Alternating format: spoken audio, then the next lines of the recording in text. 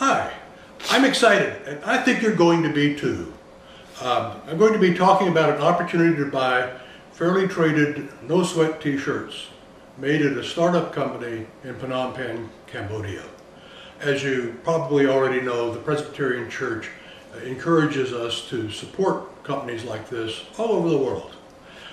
In fact, they've gone so far as to provide a similar product through their website, manufactured by a women's cooperative in Nicaragua. They're different companies, it's the same ministry in a different place. Now, though I'm honorably retired, a few years ago I was serving the Village Church in Atlanta, New York. I noticed that a number of my contemporaries were kind of knocking around, going from doctor to chiropractor and feeling sort of vaguely like they weren't sure why they were still here. They needed some inspiration. So when Dick Matthews turned up at the local Naples Rotary, talking about his ministry to Cambodia, Hands Across the Pacific, I thought, now there is an excited, fully engaged Christian man. He's 78. This is perfect. So I invited him. And in fact, everybody loved him. It was great. I can't say that it changed any lives, except for guess who?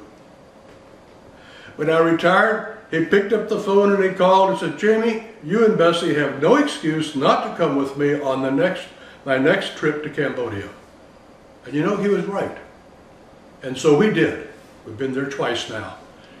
He arranged for me to teach at a seminary there, for my wife to teach in an English school that his ministry had started. And we started meeting people and becoming involved in churches all over the area. Now, because many of you have experience in the third world, first-hand experience, you know already, this is no shock, that the economic opportunities of sort of any size are basically reserved for government officials and foreign investors. So if you're a Cambodian living in Cambodia and all this economic activity is happening around you, you're either a rice farmer or you work for the Chinese in a sweatshop. It's just as simple as that. Over 25% of the population is still living in absolute poverty. So desperate families sell 1 in 40 young girls to human traffickers. They sell 1 in 60 young boys. Because people, even if they're working in a Chinese factory, are making basically what we would call a starvation wage. If anything goes wrong, they can't meet their bills. They lose their apartment. They lose their transportation. And for that reason, 1 in 7 young women become involved in the sex trade for up to a year, some longer than that, in order to support their families. You know, some things are just wrong.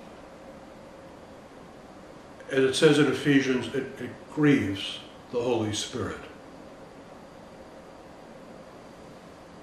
Now, so what do? How do you make a difference in a society that's structured this way? Well, one of the exciting things when you go to Cambodia, you see young people and folks with NGOs, and you also see Christians, most of them Cambodians, not only trying, but successfully starting businesses all over the country. Now, Dick Matthews, it just so happens, besides being a fraternal worker, has an MBA from RIT, and he started hundreds of businesses in the third world, mostly so pastors can support their families and work with people who have no money. But from time to time, he finds a couple who he believes are able to start a larger company, something which will hire and employ people outside of their immediate family and provide an opportunity, open a door for other people. This is Durn Sita and Shri Nit. Dick met them 13 years ago when he first started working in Cambodia, and Bessie and I met them 2 years ago. We both preached in his church. I played volleyball with his youth. When he was in America a year ago, we fed him in our home. We've been in his house, we've played with their children. They're a wonderful couple. You would want them living next door to you. They're just delightful. Now the core workers, every company has to have a couple of core people who make it happen. She has a very reliable, very solid sister and brother-in-law who have learned how to make shirts by producing over 2,000, many of which are already sold, and also training 14 people to work with them. And I want to tell you about the people they're training.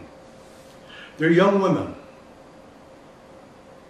who are not involved in the sex industry, but experience says that if they can't work someplace where they have a living wage, they stand one chance in 7 of being forced into the industry.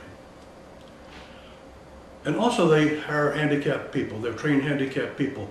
In Cambodia there is essentially no training, no support, nothing for handicapped people.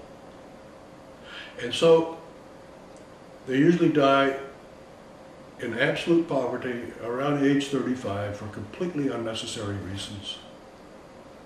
They're young women and the handicapped are the 2 most vulnerable groups of people in Cambodia. So, they're coming along. I've been in their workshop. Hey, it's nicer than the workshop I've got in my garage. But then again, I don't have to sit there for hours making things. This is a no sweatshop operation. People are treated like family. It's clean, a good working environment. People are paid a living wage. So what am I asking you to do? I'm asking you just to look at these shirts. They're 100% cotton, made top quality material. The people who supply their material also supply material to J. Crew, who would be glad to sell you one of these shirts for $19.95. They're handmade with care. You can see the stitching and the quality of the work yourself. I want you to look at it and feel it. And then think about what it is that they're doing for other people. And you know, if it makes sense to you, and only if it makes sense to you, put $8 a shirt into the box and take some home. And by the way, if you don't have cash, you put an IOU in there. I trust you. And I know how to find you. But look at this and think about it. Now, if you're bold, like I am, when you go back, show these shirts to you know, take one of these blanks to your youth director. Or maybe it's your pastor who buys shirts if you have a youth group that goes out on a mission trip. Or maybe you're a Rotarian or a member of some other organization that buys t-shirts.